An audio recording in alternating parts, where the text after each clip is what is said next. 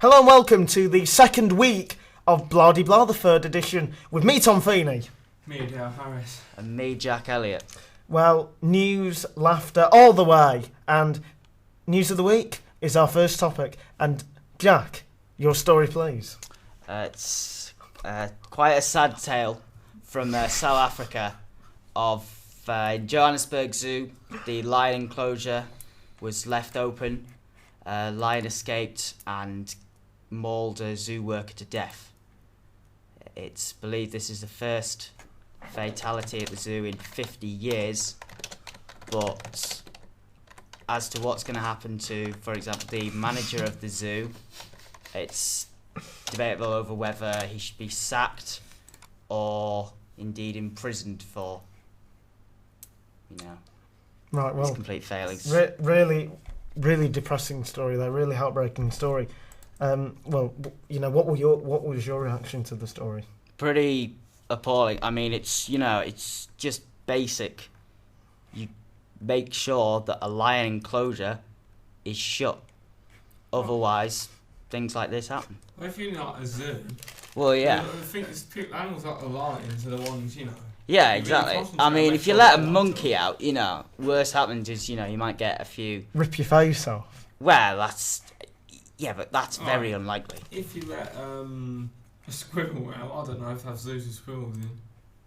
I don't know. Well, I have in some countries. I got attacked by a squirrel in Liverpool. Doesn't surprise me. In Liverpool. Paul? In Liverpool. Oh. No. You tried one of Scouser? No, it was definitely a squirrel. The lions did nothing. They just lay there, just causing a traffic jam. But the squirrel threw himself at the window. Right, Damn now we've squirrel. established that. Should we move on to the second story? Go. Well, I thought... Right, well, I thought we were going to go with me, but Dale Well, wants sport- to well, go with him, okay? Well, as you see from the sports news is always on last. Well, yes it is, but I believe this is a topical debate. Go on then. Well, Dale, we will go to you actually, because I'm just getting my stuff up. Dale. Right. Dale. That was a bit too much information there. Yeah, my story is basically on Whitney Houston. The tragic death over the weekend. Yeah. Yeah, and it's just yet another famous star, dying young in strange circumstances. Jack, what do you make of it? Well, it is a sad story, but it's not surprising. After that marriage with Bobby Brown didn't work. Well, out. at the end of the day, she, ruined her body, really, with the amount of cocaine she took. Oh, voice. Ruined the voice. Ruined her voice as well, yeah. Apparently she was dreadful when she sang live at some event not long ago. Yeah, I mean, it's a long line of stars that have died young, though, isn't it? And Well, it's like, when's it going to end? 48 is quite old for a musician to die. I mean, especially compared to, Amy Winehouse, Kurt Cobain. They died at 27. Well, then Kurt Cobain did commit suicide. This is true.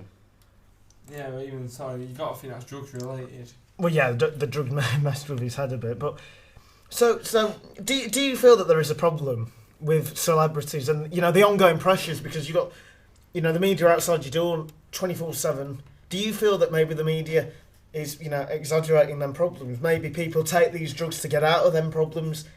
Well, it's a life you can't really relate to, and it's just. Yeah, I think when you're doing what you want and you've got more money than you can handle, I think you kind of lose what to do, really, don't you? There might be certain, not even just with celebrities, but say especially musicians, if they're on a long tour and they need to stay, keep alert. Well, it's no like excuse to take ecstasy. For that reason. Yeah, I know what you're saying. Tom? Well, yeah. Again, I thought I think that people like the families and when somebody goes away, they don't see anyone any loved ones for like 6 months, they're looking for an escape route. And yeah, you've got your phone calls and you've got Skype and, you know, all that, but it's that, you know, that contact, you know, being able to hug your kids, not being able to hug your kids for 6 months, you know, it does things to your head. And I think, you know, I had an interview with, I know a bit of a change of the subject, but Triple H, was on tour, and he didn't see his wife for about 3-4 months, and he said you know, the amount of depression he felt he had. And I think that's the same with a musician. You know, they're always you're on tour, you haven't got time to pop home and see the kids and the wife or the husband and the kids. You've got to be 24/7, you know, on the game. And it's like, for a musician as well, they've got vocal warm-ups from about 4 p.m. if they've got a show at about 8. So that means that they've not got much time between going to bed, they'll be knackered, go to bed, grab a bit of lunch, then it's back on with getting the next show. Of course, if you're travelling, then you've got to travel to your next show as well. But I think if you've made it, I can understand people like are just starting out. Like I was reading that Keith Richards book, and he's on about how they used to be like, always on tour because they needed to make money. Like, he didn't make so much in those days. But I think someone like Whitney Houston, who can afford, well, I know she lost a lot of money, but she could afford to just sit back and relax. Yeah. You know, so. Well, I think that's a fair point, that she could have sat back and relaxed. But at the end of the day, she'd spent all the money on drugs. Really, it's like Michael Jackson, you know, financially in a position where you're being forced into this tour, and maybe she thought, you know, did she die of a drug overdose? I don't know. You know, the coroner's report hasn't come out yet. People are speculating it was, but I honestly believe that people are their bodies have been beaten down so much by, you know, drug abuse, that they go out on these tours and they're giving it 110%, and it's not helping their bodies, it's weakening them, and that's why they're dying early.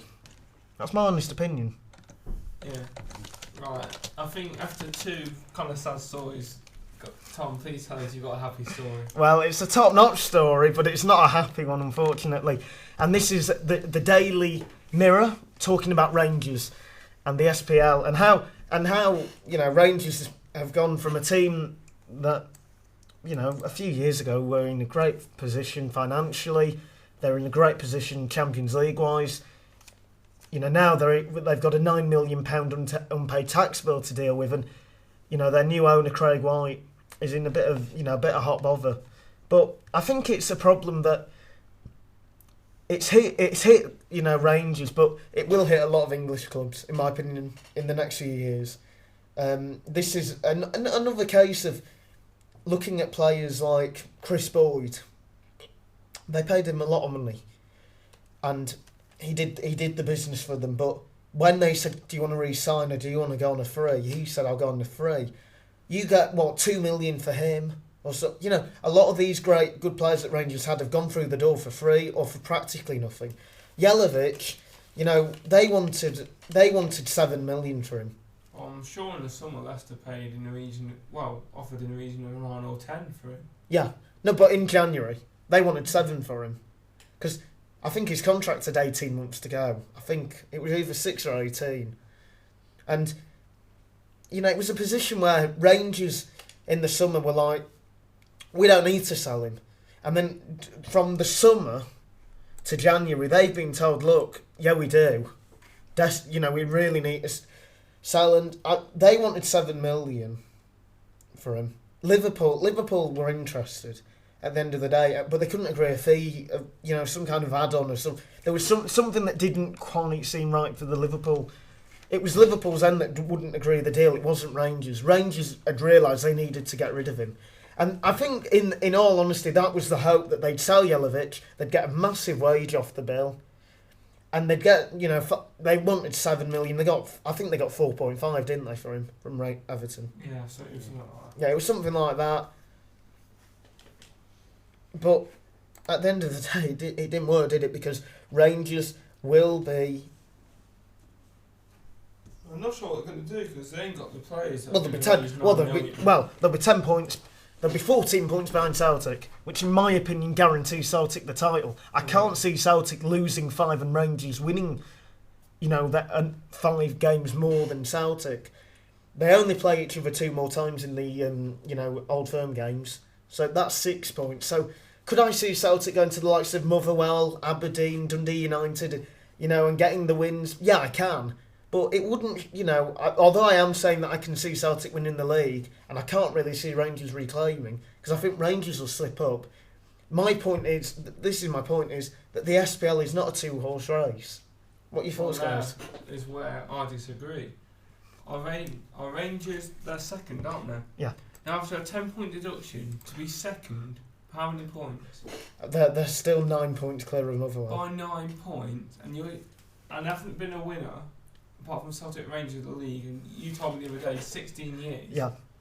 Now, how can you say that it's not a two-team league?